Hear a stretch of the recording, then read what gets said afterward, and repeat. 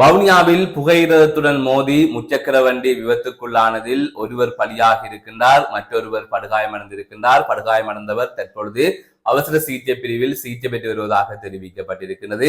இது தொடர்பாக விரிவாக பார்க்க இருக்கின்றோம். அது தவிர சூர்யாவின் திரைப்படத்தில் நடிக்க இருந்த இலங்கையைச் சேர்ந்த நபர் திடீரென்று உயிரிழந்திருக்கின்றார். இந்த சம்பவம் தொடர்பாகவும் செய்திகள் வெளியாகி இருக்கிறது.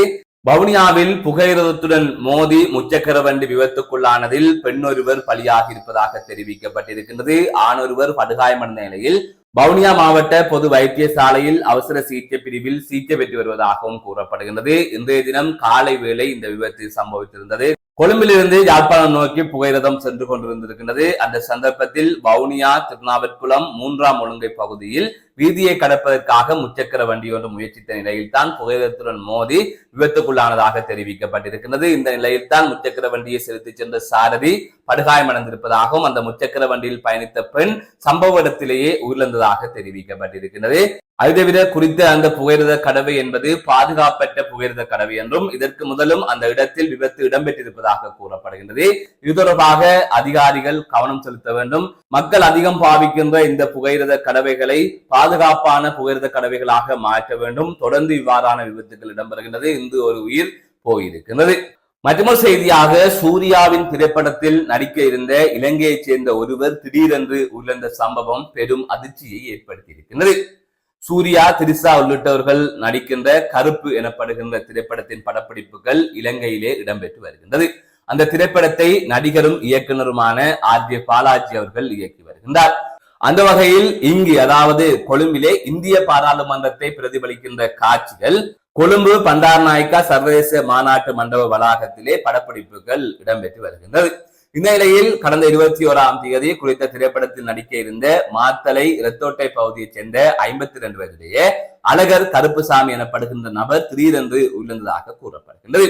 குறித்த நபர் கொழும்பு சர்வதேச பண்டாரநாயக்கா மாநாட்டு மண்டப வளாகத்திலே இருக்கின்ற கழிப்பறையிலே திடீரென்று மயங்கிய நிலையில் காணப்பட்டிருக்கின்றார். அதன் தொடர்ச்சியாக அவரை தூக்கி கொண்டு உடனடியாக கொழும்பு தேசிய வைத்தியசாலைக்கு கொண்டு சென்றிருக்கிறார்கள்.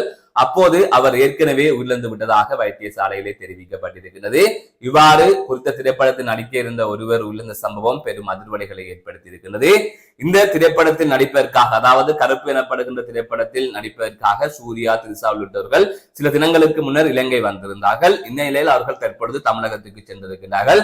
தமிழகத்திலே சட்டசபை தேர்தலுக்கான வாக்குப்பதிவு இன்று 23ஆம் தேதி இடம்பெற்று வருகின்றது. இந்த காணொலியை பதிவு செய்கின்ற சந்தர்ப்பத்தில் அங்கு வாக்குப்பதிவுகள் இடம்பெற்று வருகின்றது. அந்த தேர்தலில் வாக்களிப்பதற்காக திரிசா, சூர்யா உள்ளிட்டவர்கள் தமிழகத்துக்கு சென்று விட்டதாகவும் தற்காலிகமாக கருப்பு எனப்படுகின்ற திரைப்படத்தின் படப்பிடிப்புகள் இடைநிறுத்தப்பட்டிருப்பதாக தெரிவிக்கப்பட்டிருக்கிறது. அது தொடர்பான தகவலும் வெளிவந்திருக்கிறது. அதை விட முக்கியமான விடயம், அனைவருமே எதிர்பார்த்திருக்கின்ற விடயம், தமிழக சட்டசபை தேர்தல் இன்று இலங்கையிலே அது தொடர்பாக பரபரப்பாக பேசப்பட்டு வருகின்றது. கடந்த சில தினங்களாக சீமானா, விஜயா, ஸ்டாலினா என்று போட்டி போட்டு கட் அவுட்கள் வைத்துக் கொண்டிருந்தார்கள். அதாவது வடக்கு மாகாணத்தில் இவ்வாறான கட் அவுட்கள், பதாதைகள் வைக்கப்பட்டதை காணக்கூடிய வகையிலே இருக்கின்றது.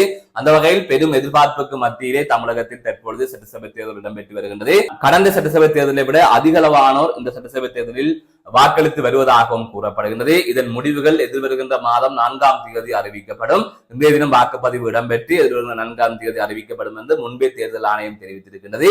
எனவே கடும் எதிர்பார்ப்புக்கு மத்தியில் இந்த தேர்தல் இடம்பெற்று வருகின்றமை குறிப்பிடத்தக்கது. மீண்டும் ஒரு காணொலி சந்திக்கின்றேன். நான் நடராசா ஜெயகாந்தன்.